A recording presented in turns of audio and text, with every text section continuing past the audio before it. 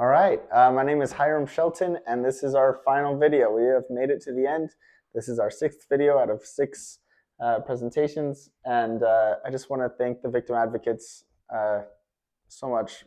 Thank you for allowing me to have this leadership opportunity. And yeah, so today we are talking about, we're just going to be bringing the five presentations together, kind of going over what we've already talked about.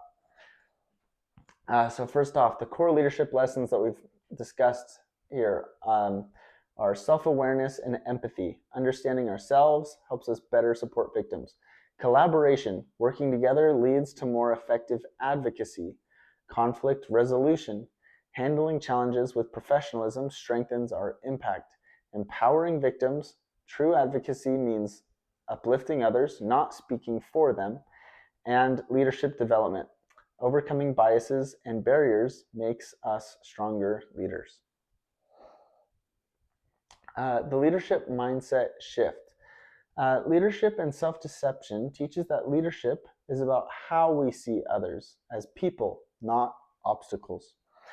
So being in the box, or self-deception, leads to frustration, blaming, and ineffective advocacy.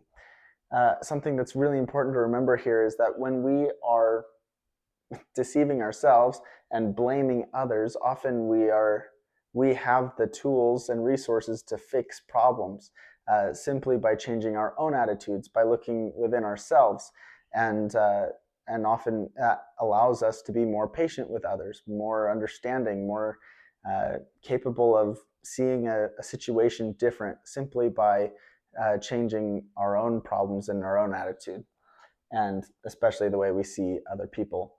And to lead effectively, we must see others' perspectives, focus on solutions, not barriers, and approach challenges with curiosity and confidence. In this situation, it makes me think of times where we may disagree with a lawyer or with a victim about how they want to do things, and it's important for us to understand where they're coming from. Ask for more detail behind their explanations, behind their reasoning, I mean, so that we can get further into understanding, because if you listen to them, they're more likely to listen to you. Yeah, let's go to that next slide. Addressing gender bias in advocacy. This is an awesome point. I love that you asked me this question and how I could face this topic, and hopefully I covered some things that are helpful. Women face challenges in being taken seriously, especially in courtrooms. So strategies for overcoming this are assertive communication, documentation and data, finding allies, and educating others. The more confidently you hold yourself, and the more just awesome you are at your job, the more that people are going to recognize you and recognize you as being great at your job. Again, I would love for you to share your tips and tricks with other women, and women that you find that you feel like they are heard in the courtroom, or you feel like they seem to have it together in a way that people listen to them. Ask for their tips and tricks and what's helped them get to where they are. Yes, speaking with confidence and clarity, facts to back up claims, build relationships, and yes, address biases constructively. Always remember how you're viewing others and your own biases, and just sometimes just acknowledging your bias in general is going to help you see things on a more level, with a more level head, and being able to handle situations more effectively. All right, case study. We had Erin's story. We talked about how Erin was at one point a victim, and she used her experience to become an advocate, and actually do a lot of good for not just supporting others, but also bringing about legal changes and changing the education system. And we are really grateful for Erin's story, and we want more victims uh, to feel like Erin, to be empowered through their experiences and how they've learned and grown, and want others to heal as they have. And we can only do that by listening to them and helping them the best we can. Next slide here.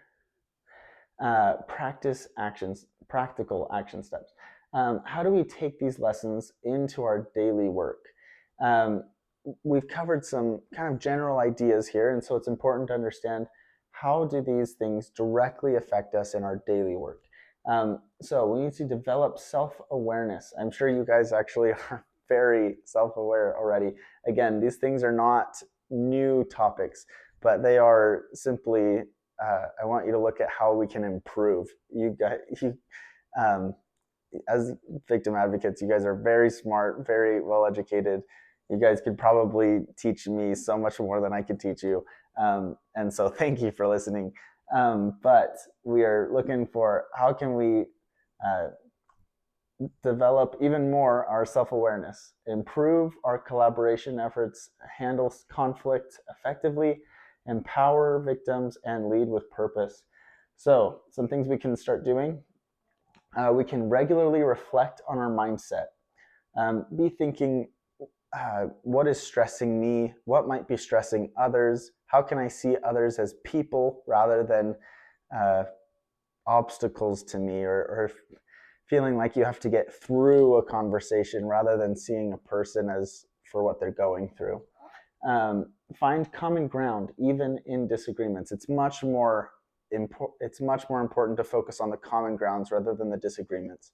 If we can focus on those common grounds, we're going to start listening more, and they're going to start listening more, and we're going to be able to find some even more common ground, and we're going to be able to solve a lot of problems that way. Respond with professionalism and strategy.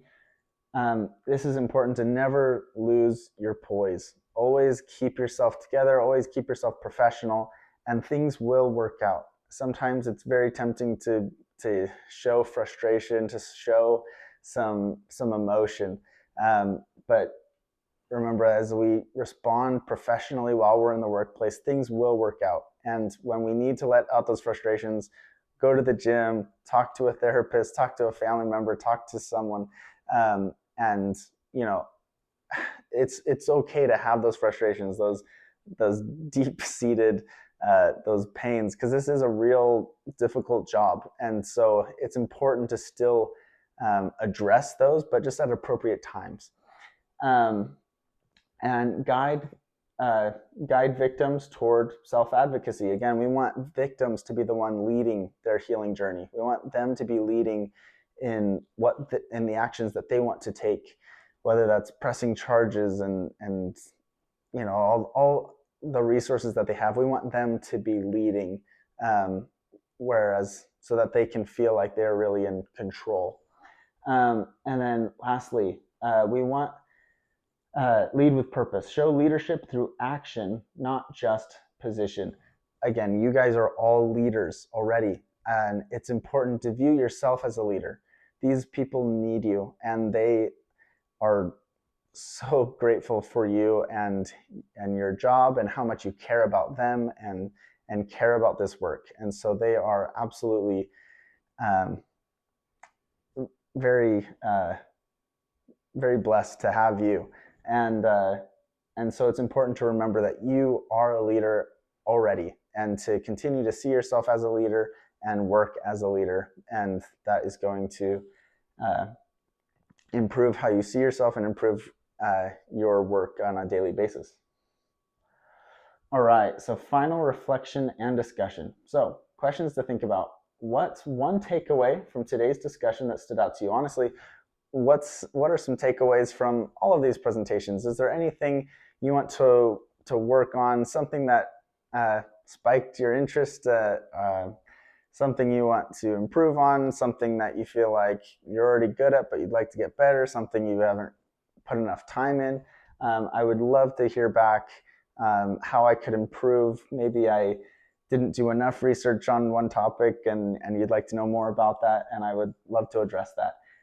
How can you apply these leadership principles in your advocacy work? Um, Again, we did just kind of cover that, how to do that in your daily efforts. Just kind of, I think the number one thing we can take away is that we need to be thinking every day about how our personal struggles and the struggles that others are going through. If we can understand how our lives are affecting our work and how and remember that others are going through things as well, it's going to allow a much more understanding environment and foster an environment where listening and learning can really happen. And lastly, what steps will you take to be more effective in your role? I would love to know this, but really this is for you.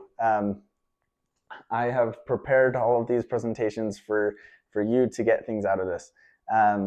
I would love to know if this was helpful, if these presentations were any good and any helpful. But really, the best thing is that you get to kind of look at your job and things that you want to have improved from day to day, from your time in the courtroom, finding more respect in the courtroom from just men and women in the courtroom, and being able to hold yourself with your head held high, because you are a fantastic victim advocate. Our city is very appreciative of you, and you guys do fantastic work. Again, these are our references, and thank you so much. And yeah, that's been my time. So yeah, have a good one.